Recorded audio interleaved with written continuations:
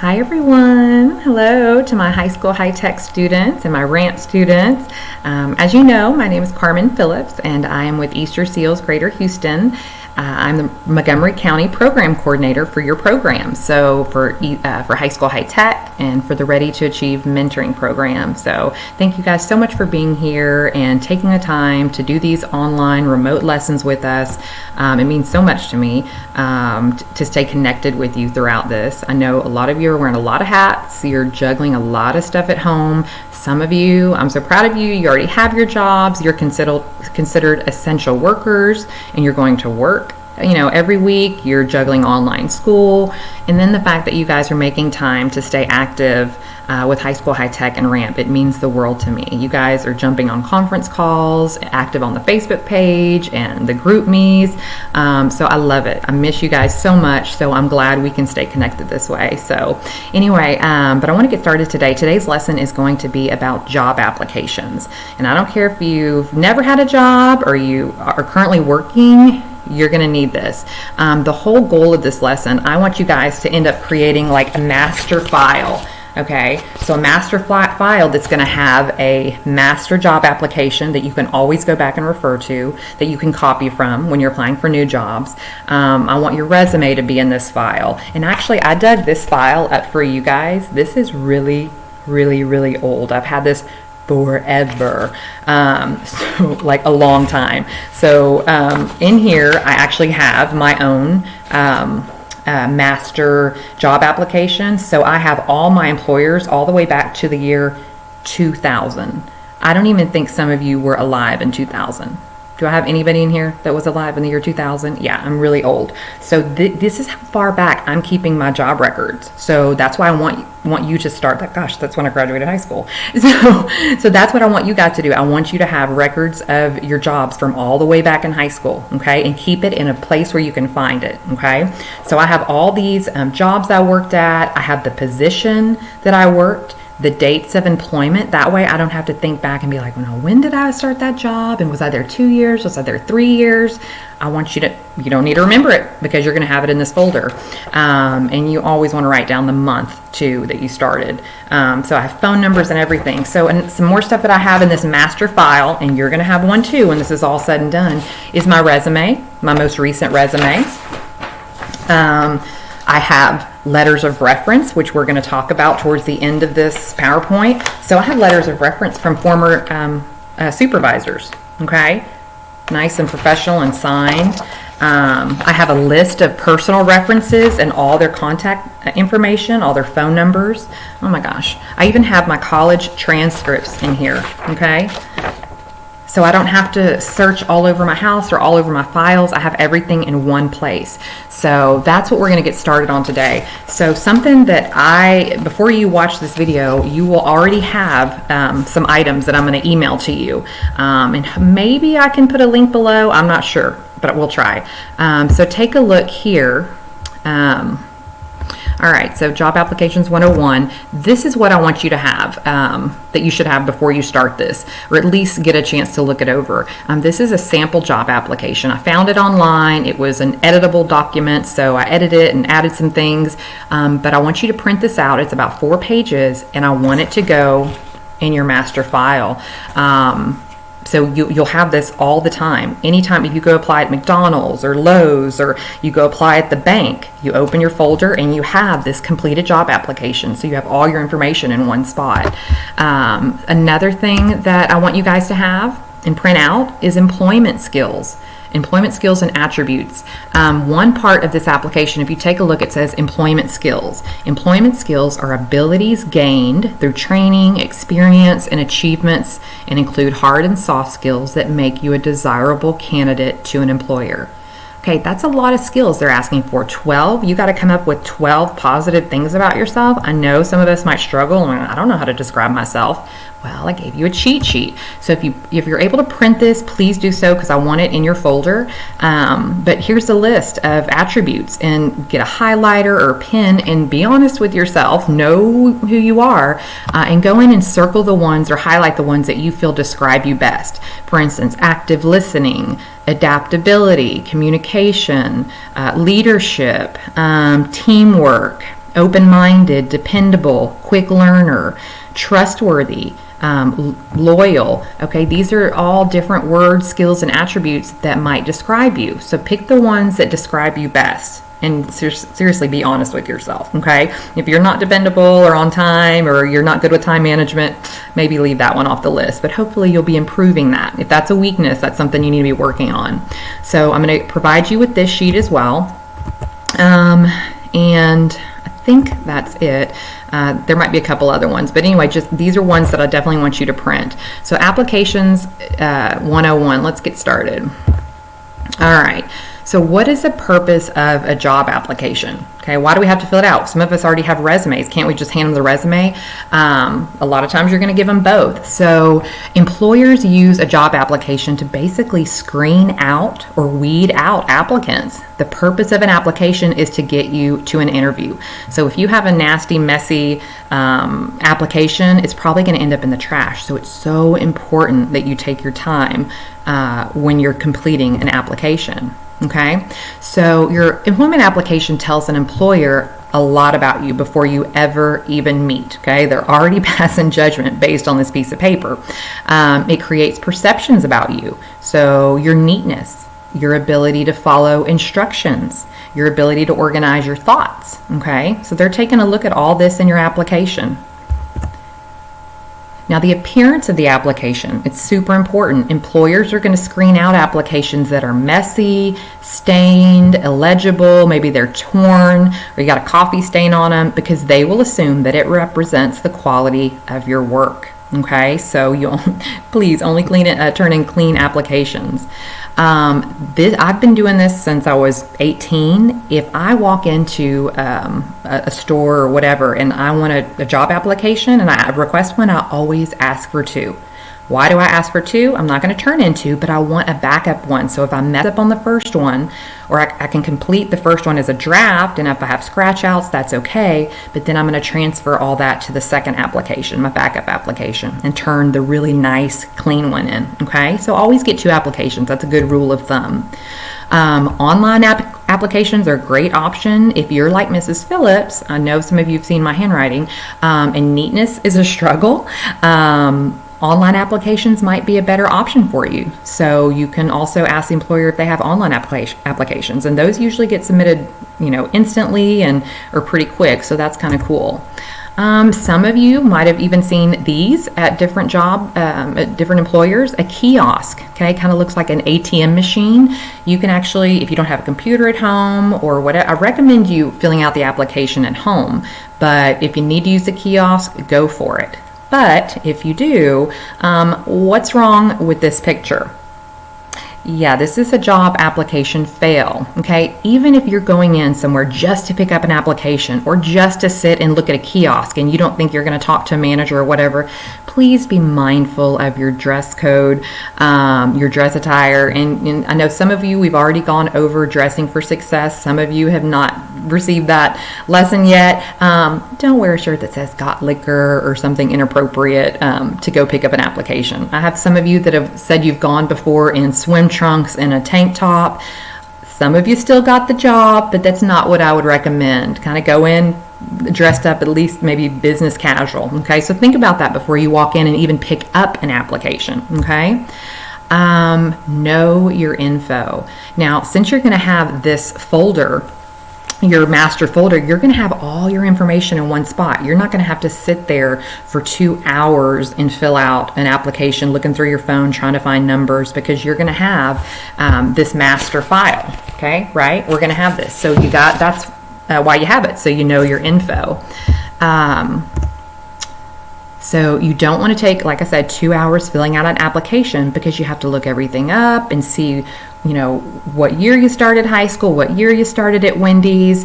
Better yet, what I recommend, I wouldn't even recommend filling out the application on site at the employer's, at the office or the store. Take those applications home, complete them, and then let someone else proofread it for errors. Let your mom or your aunt or maybe a teacher, or holler at me and I'll review it for you, because you need another set of eyes on that application to make sure there's no spelling mistakes. Okay, Don't leave blank spaces. Fill out the application completely. Now, if a question doesn't apply to you, just put the letters NA, not applicable, okay? Blank spaces leave that item open to the employer's interpretation. So they're like, well, did he purposely leave this blank? Is he trying to hide something? Was this an oversight? So don't leave any blank spaces.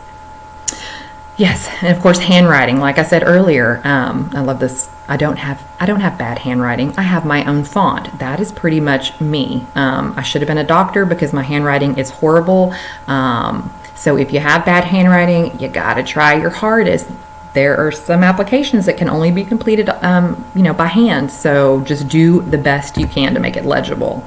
You're going to want to print on the job applications. Don't write in cursive.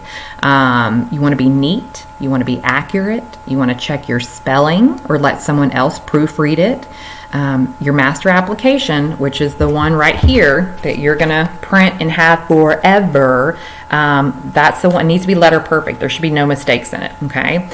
You typically only want to use black ink because it photocopies better, unless they say otherwise. And don't use all caps when you're submitting an electronic application, okay?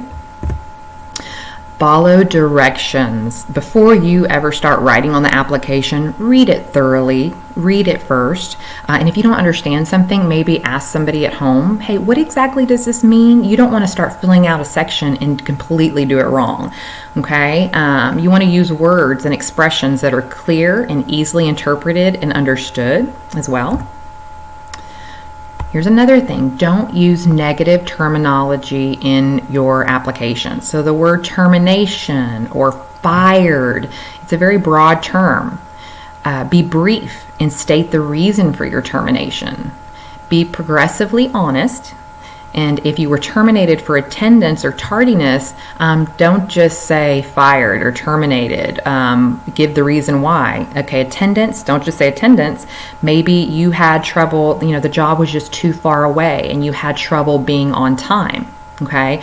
Or maybe you had car troubles, which made you miss a lot of work because your car wasn't dependable. If that was the case, be brief, but note that on the reason, but let them know, hey, this has been resolved. I had car troubles, but it's now resolved. Had tardiness issues because job was too far away, but no longer an issue, so. Reason for leaving. Okay, and that's something, if you already are employed right now, you need to be thinking about this for future applications and future jobs. They're going to ask you why you left your current job. Okay, so I hope you have a good reason for leaving. If terminated, be prepared to discuss why you were terminated, just like we said earlier, and what you've done to correct the problem. It happens, guys. Sometimes people get fired. Sometimes you lose your job. But it's important that you've learned from that experience and you've improved upon that, okay? Again, job was too far away or had car troubles, now resolved. Instead of using terms like laid off, give the reason for the layoff. For example, reduction in workforce or completion of job or completion of contract, or maybe the company's no longer in business. Never use the word quit or personal or health. That leaves way too much open to interpretation. If you use the word resign, you must give a reason. So here's some better responses so you don't have to say personal or whatever. Maybe it was just a summer seasonal job and you had to return back to school. Or you wanted to seek an opportunity for a better fit at another company.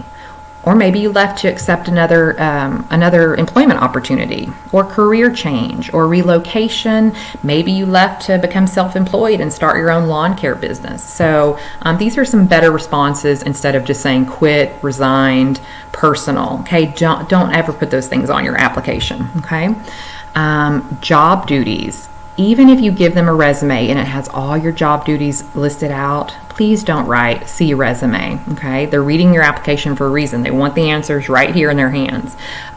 So when you do write all your job duties, you're gonna wanna put them in past tense, okay? So here's some examples. Trained and supervised evening cashiers, processed customer repair tickets, cleaned and serviced golf carts. See, those are all in past tense. So that's kind of a little rule of thumb for applications. Now remember, At the bottom of an application, you're typically going to have to sign it. This is a release of information form, and it entitles that employer to obtain information about your past. It is legal for them to obtain info related to employability, so be honest with yourself and your employer, okay? And know what type of candidate the company is seeking when you go in for that job.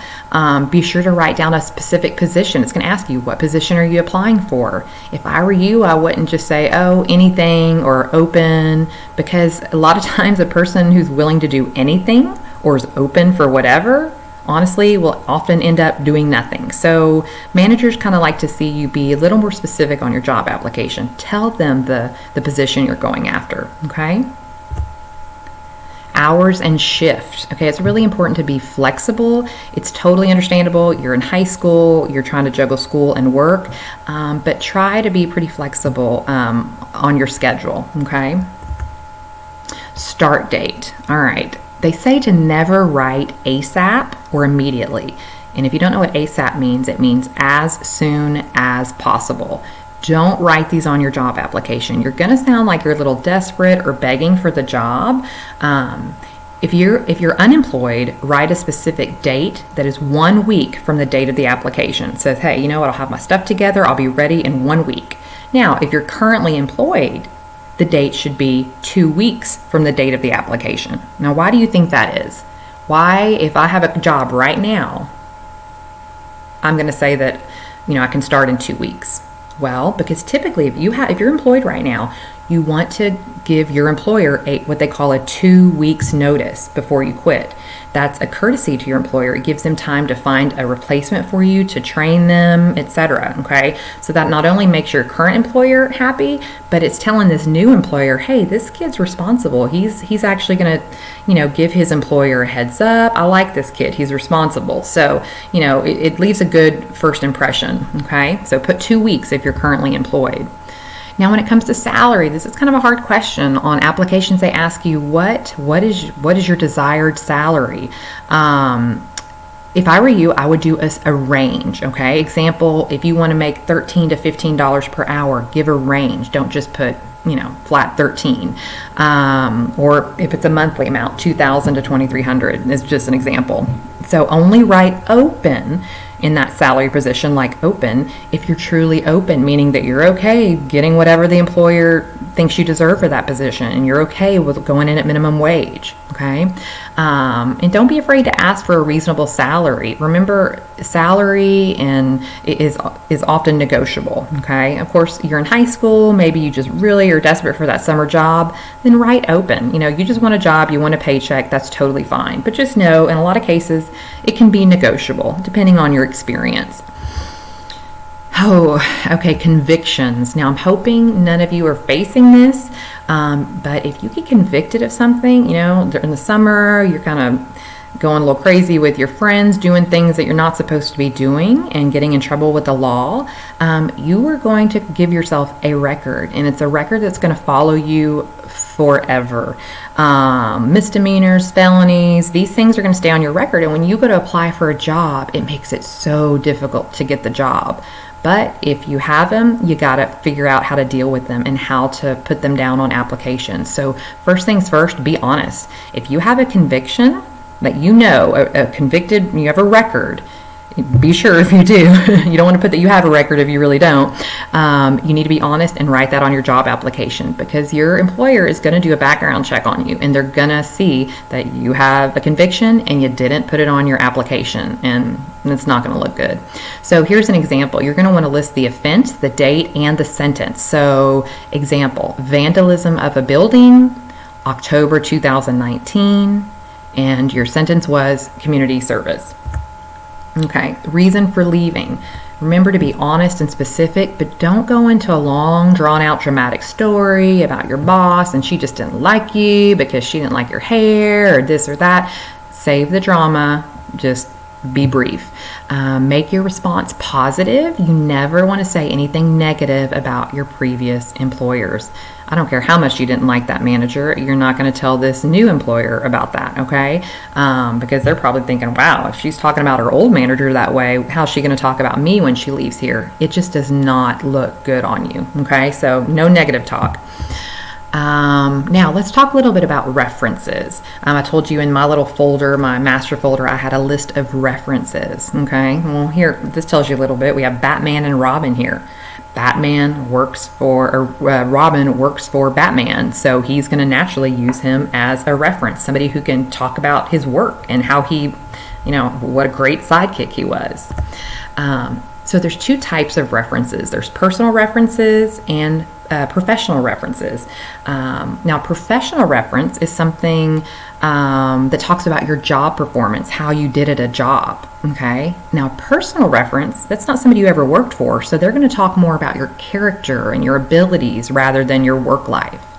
Now, professional references are more important when you're looking for a job, but if some of you've never worked before, you can use personal references. Okay. So here's the differences, professional versus personal. Okay, so if you're currently working, a supervisor, a coworker, they would be a professional reference. A vendor, let's say you work at a fast food restaurant and every week the soda guy comes in and you know him and you sign the ticket and you know his name. If you are on good terms, get his name, get his number, get his email and all that stuff. Ask him to be a reference for you. Your suppliers, or even if you're a volunteer and you have a volunteer supervisor, you can use them as a professional reference. I absolutely recommend it. Now, personal references, here's some examples. Maybe a pastor or minister at your church, educators, teachers, Miss Phillips, hey, please use me for a reference. Counselors at your school, maybe your mentor for the RAMP program, or a longtime family friend. These would be good examples of personal references.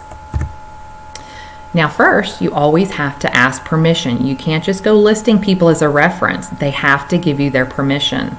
So I want you to think about right now 3 to 6 people that you could use as a reference. Okay? If you've never had a job, start thinking of people you know personally. Well, you know Miss Phillips, you know me, so I could be a reference. So please reach out to me and ask me to be a reference. Maybe you have a teacher at school that you could use as a reference, or a coach. Something like that. But again, you need to ask them permission. Now, if you and your math teacher don't get along and they're always writing you up, they might not be the best reference for you, okay? You want to use people that actually like you and get along with you and who are going to speak highly of you, okay? So you want to collect their information and you want to save it, again, on this master application that I have, okay? So these are some of the things that you're going to want to put and I'm providing you with this sheet right here. It's a list of professional references. So you have a spot for their full name, the company they work for, the title, relationship, years known, how long have you known them? You want to get their mailing address, a good email address, and phone numbers, okay? Now, I put this last box in here, letter of reference. Is this somebody you want to ask for a letter of reference from? Yes or no. You can kind of put a check mark there and know that, hey, this is somebody I'm going to ask me to write a letter of reference. And that letter of reference, it's going to be, actually, I can probably show you some of my old ones, super, super old ones. Okay, so here's one letter of reference here, if you can see that, okay? It's not real long, okay? But this was written by one of my former supervisors when I worked at the mall, when I first graduated high school. So it's a nice letter, and you're going to want to keep that and make copies of it. Have the copies ready, so you'll have those on hand to turn in with your resume and your applications. All right. Now, some of you, we've already talked about this, setting up an outgoing professional voicemail. I'm not going to get into this again or too much again, but if you have a cell phone, you need to have a professional outgoing voicemail because, hey, you did all this work, you filled out the application, you turned it in, now you're waiting for their call. If an employer calls your cell phone and they get a robot that says, you have reached 832-249, okay, they're like, oh gosh, well, is this their it's Carmen's voicemail. Did I get the right number? Should I leave a message? That you want them to feel confident that they're leaving a message on the right phone number. And also, like I think I told some of you, my nephew, he used to have a voicemail that said, yo. Oh, sorry, I hear a crying baby upstairs. No, that's not what my nephew said. But my nephew was like, hey, I don't like to text, or I don't like answer the phone, so hang up and text me. Okay, that's kind of cute and whatever for your friends, but if you have a potential employer calling you, that's not a very professional outgoing voicemail. So, but if you need a copy of this, I'll be sure to give it to you. But a lot of you have already discussed this. We've already gone over this, and you all have professional outgoing voicemails. So that's good. So this kind of brings us to the end of the presentation. I love this little meme. Thank you for your application, but we're not really hiring right now. Just know, guys, if you run out and get some, major facial tattoos, it might kind of limit your job opportunities. So just keep that in mind. I thought this was interesting, this little cartoon. So I looked at your Facebook page. Oh man, there's no way you're getting this job. So this is another thing. When you're filling out applications, you might want to go clean up your Facebook or your social media pages. Employers, believe it or not, take the time to go look you up on social media. So if you have inappropriate pictures or, just pictures that are kind of tasteless or tacky, get those off of Facebook. I mean, they're already on the internet. It's hard for that stuff to ever go away, but if you can get it off your page, that would be great because employers are going to see that stuff. So, but I think that about sums it up. Guys, I can't thank you enough for being here and sitting through this. I know this was a long lesson, but if you have any questions whatsoever, reach out to me. We've got GroupMe. We have the Facebook page for you guys. Please feel free to ask questions there, or if you have tips that have helped you filling out job application, you can leave some comments below. We'd love to hear your comments. Some of you always, provide like so many good tips that maybe I didn't even think of. So, but anyway, I guess that's it. Thank you guys so much for being here, and I will see you all on our next conference call. Take care. Bye.